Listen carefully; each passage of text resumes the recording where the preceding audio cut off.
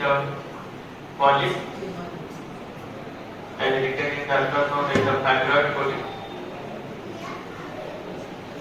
So it looks like a medial polyp here, but we will take the tactile sensation by cold knife.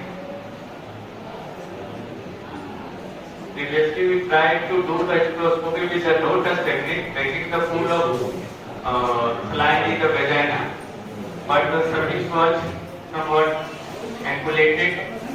So finally, we hold the cervix with the helix and then circulate the scope. This is the diagnostic way of doing hysteroscopy. So usually low-touch technique, we don't hold cervix. Workshop यहाँ पे चल रहा है। मैं doctor Sanjeev Kumar gynae endoscopic surgeon हूँ।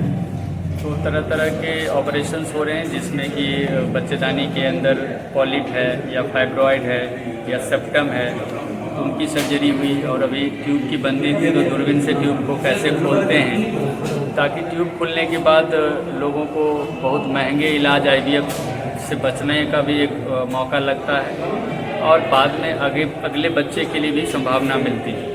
तो गायनीडोस्कोपी का ये वर्कशॉप का मतलब हिस्ट्रोस्कोपी और लेप्रोस्कोपी होता है। इस तरह के ऑपरेशन में मरीज को खून की ज़रूरत कम पड़ती है और इवन हीमोग्लोबिन काफ़ी कम भी है, तो ये ऑपरेशन आसानी से हो जाता है क्योंकि इसमें लॉस ही बहुत कम होता है, 10-20 ml जैसा। तो ऐसे लोगों को खून के इंतजाम नहीं करना पड़ता है, हॉस्पिटल से छुट्टी बहुत जल्दी होती है। तो ओवरऑल मरीज का कंप्लायंस या फिटनेस बहुत ही अच्छा होता है। और आज के इरा में अगर कहा जाए तो गायनीडोस्कोपी एक गिफ्टेड सर्जरी है या वरदान है। और इसी के बारे में फैलाव सोसाइटी के द्वारा हर गायनेकोलॉजिस्ट को ये मौका मिल रहा है देखने का। और बायलैटरल ऑडियो वीडियो में इंटरेक्टिव सेशन हो रहा है। OT में भी आके लोग इंस्ट्रूमेंट से लेके पेशेंट पे कैसे ऑपरेशन हो रहा है और स्क्रीन पे सारा पिक्चर लाइव OT से आता है जिसमें कि कोई भी क्वेश्चंस डॉक्टर जिनको लगता है ज़रूरत वो पूछते हैं और रनिंग कमेंट्री के साथ ही एक्चुअली ऑपरेशन होता है। तो उसमें हर चीज़ लोगों का बहुत ही क्लियर हो जाता है। तो ये चीज़ को सोसाइटी में फैलाने का हर जगह पे सोसाइटी इसके लिए काम कर रही है। यहाँ पे गीता गायत्री मैडम इस काम को आगे बढ़ाई हैं और ये एक बहुत ही अच्छा कार्यक्रम है। जिम्स हॉस्पिटल धनबाद का ये initiative, Dhanbad of gynae society के द्वारा ये इनिशिएटिव काबिल तारीफ है। अपना सर ये सर जो ऑपरेशन है किस तरह के पेशेंट के लिए है और मतलब इससे क्या क्या लाभ हो सकता है? अगर हमको कहना हो तो गायनी में मतलब स्त्री रोग में अगर डिलीवरी को छोड़ दीजिए या सिजेरियन को छोड़ दीजिए तो लगभग सारी सर्जरी आज के समय में दूरबीन से होती है। और ये अलग बात है कि ये दूरबीन से यहाँ हो सकती है कि नहीं, कहाँ होती है, लेकिन आज के इस समय में सारा ऑपरेशंस दूरबीन से होते हैं। और इतना इसका एडवांटेज है इसमें, जैसे बांझपन से जुड़ी दिक्कत है, ट्यूब में दिक्कत है, अंडेदानी में दिक्कत है, बच्चेदानी में दिक्कत है, ये सारे दूरबीन से ठीक किए जाते हैं ताकि आगे उनको बच्चा होने में सहूलियत मिले। उसी तरह से अगर कैंसर है तो कैंसर की भी सर्जरी दूरबीन से होती है। तो पेट पे लंबा चीरा नहीं पड़ता है, अस्पताल में लंबे समय तक रुकना नहीं पड़ता है, ये इसके फ़ायदे हैं। इवन फर्टिलिटी स्पेयरिंग सर्जरी कि अगर किन्हीं को बॉर्डर लाइन ट्यूमर है तो पता है कि इनका अंडेदानी भविष्य में निकालना पड़ेगा, तो उससे हम लोग ऑपरेशन करके अंडेदानी की टिश्यू को रिजर्व कर लें ताकि भविष्य में फिर से ट्रांसप्लांट करके बच्चा करा जाए। तो अगर उपयोगिता की बात करें तो इसके सिर्फ फ़ायदे ही फ़ायदे हैं और अनेक उपयोगिता है। इसको स्किल को समझने की, स्किल को सीखने की ज़रूरत है और अपने प्रैक्टिकल लाइफ में उसको उपयोग करने की ज़रूरत है। मैं doctor Sanjeev Kumar gynae endoscopic surgeon हूँ women's hospital and fertility research centre Patna में। और हम लोग अभी ये कार्यक्रम को लाइव वर्कशॉप के द्वारा भी ट्रेनिंग देते हैं, अपने सेंटर पे भी गायनीडोस्कोपी की ट्रेनिंग करते हैं जो कि बिहार झारखंड का पहला ट्रेनिंग सेंटर है। ठीक है। ऑर्गेनाइज करने के पीछे क्या मकसद है? ये जो सर्जरी है, सर ने अभी डॉक्टर संजीव कुमार सर ने बताया कि ये एंडोस्कोपिक सर्जरी जो है वो हिस्ट्रोस्कोप के थ्रू, मतलब जो दूरबीन है ना उसको हम लोग यूट्रस के अंदर नीचे से डाला जाता है और ऊपर से जो लेप्रोस्कोपिक भी होता है, at a time hysteroscopic and laparoscopic दोनों सर्जरी हो सकता है। सपोज किसी को बहुत ब्लीडिंग हो रहा है या कुछ अंदर में कोई ट्यूमर है, कोई मास है, तो उसको इसके थ्रू निकाला जा सकता है। इसमें पेशेंट का स्टे भी, हॉस्पिटल स्टे बहुत कम है, 4 घंटा 6 घंटा के अंदर पेशेंट डिस्चार्ज भी हो सकते हैं। और जो ऑपरेशन हम लोग जो हाथ से देख के डीएमसी करते हैं उससे काफ़ी इजी वे में ये हो जाता है, जिसमें कि यूट्रस को छेड़छाड़ करने का, उसका टिश्यू में कोई ट्रॉमा नहीं होता। ए ट्रॉमेटिक सर्जरी है ये, बिल्कुल ट्रॉमा नहीं होता, ना टिश्यू में सर्विक्स का बाहरी या अंदर में भी कोई ट्रॉमा नहीं होता है। ब्लडलेस सर्जरी है।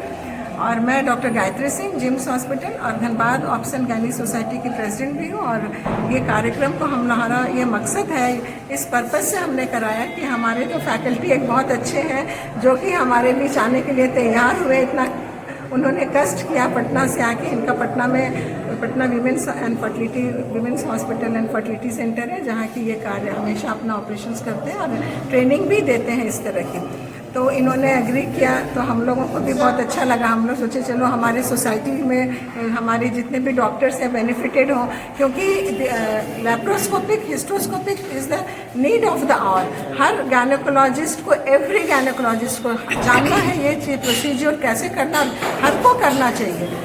अगर नहीं भी करते हैं तो सीखेंगे तभी ना करेंगे, देखेंगे सीखेंगे। इसीलिए हमने इस वर्कशॉप को कराने के लिए ये किया। और सर का धन्यवाद कि उन्होंने इतने दूर से आए और हम लोगों का कार्यक्रम को सफल बनाया। सर के थ्रू ही सारा कुछ रहा है कि एंडोस्कोपी सर्जरी, लेप्रोस्कोपी सर्जरी हो, क्योंकि कुछ ऑपरेशन ऐसा है जिसको अगर हम लोग चीर फाड़ के तरह से करते हैं तो काफ़ी एक्सपेंसिव भी है, पेशेंट को बहुत दिन हॉस्पिटल में रहना पड़ता है। लेकिन अभी जो एंडोस्कोपी आ गया, इससे बहुत सारा पॉलिप है और ट्यूमर है या ट्यूब बंद है, जिसके कारण पेशेंट प्रेग्नेंट नहीं हो पाते हैं। और ये सब मुश्किल से 5 मिनट का काम है, जिसके लिए महिलाएं बरसों घूमते रहती हैं, एक डॉक्टर यहाँ से दूसरे डॉक्टर। और तो ये चीज़ हम लोग तुरंत 5 मिनट में करते हैं।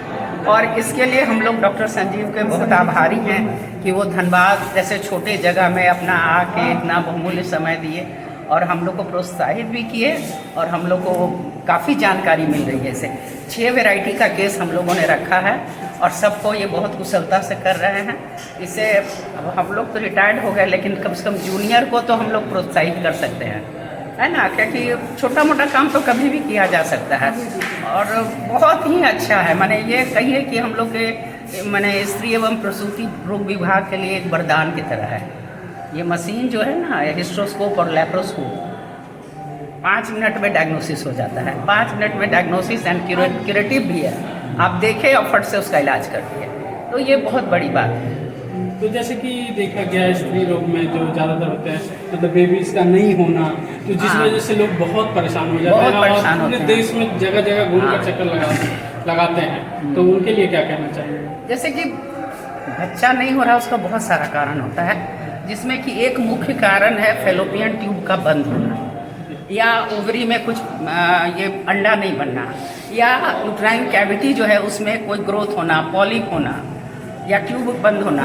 तो ये सब चीज़ जो है ना बहुत, या कभी कभी होता है कि डिलीवरी के बाद बहुत ब्लीडिंग हुआ, पीपीएच हुआ और पेशेंट का यूट्रस जो है सब बंद हो जाता है क्यूरेट करने में, है ना, सट जाता है, तो वो यूट्रस का लेयर बंद हो जाता है। इस पद्धति से हम लोग उसको खोल के उसके कैविटी को पुनः बना सकते हैं, तो वो फिर से गर्भवती हो सकती है। तो बहुत ही ज़्यादा इसका योगदान है इस फील्ड में। जैसे अभी हम लोग अल्ट्रासाउंड कराते हैं, उसमें निकल जाता है कि ट्यूब ब्लॉक है, फीमरियल एंड माने एकदम एंड पे, और ये हम लोग इस मशीन से तुरंत उसको खोल सकते हैं।